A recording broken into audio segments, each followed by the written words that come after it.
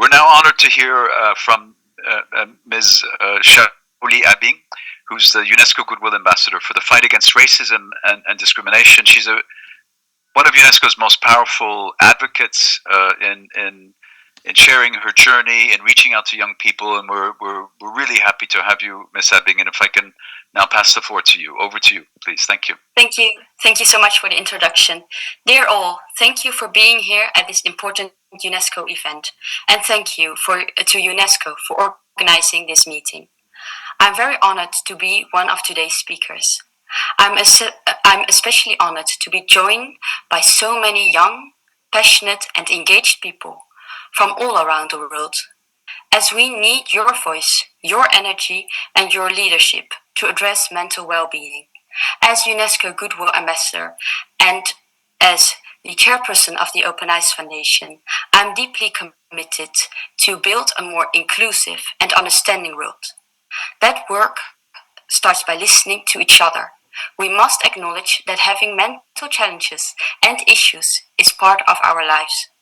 Today, I want to highlight a group that is close to my heart: people with a disability, young people with a disability.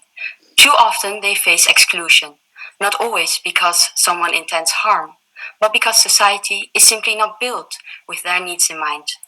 The lack of representation and understanding has serious impacts on our mental health.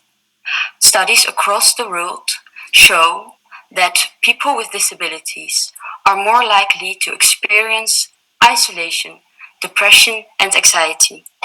Young people with disability do not often seek mental health care, not because they don't want to or don't need to, but because they face too many barriers, such as poverty, stigma, and healthcare systems that are not prepared to support or understand them. Mental well-being and social well-being is often overlooked, and somehow it is also not common to speak openly about our problems and our issues and anxieties. I can speak from my own personal experience.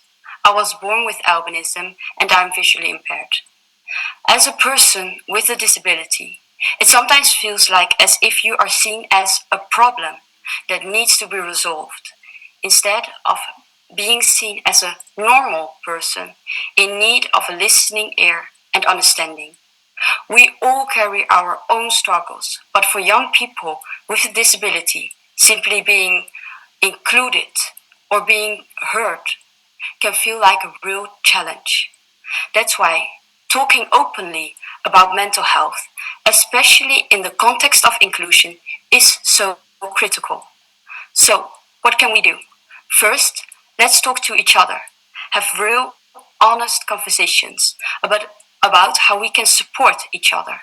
Secondly, let's build a space where everyone is safe, with or without a disability, and that they can speak up, whether it's in a classroom, an online platform, or a workshop like this, because we all deserve to be seen and heard. And finally, let's remember, believing in yourself is powerful, but it is equally as powerful to give someone else the space to speak and to believe in themselves. We must include them.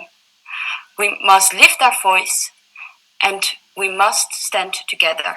Thank you for your attention and enjoy the rest of this important event. Thank you so much, Ms. Abbing. I think you really shared something important.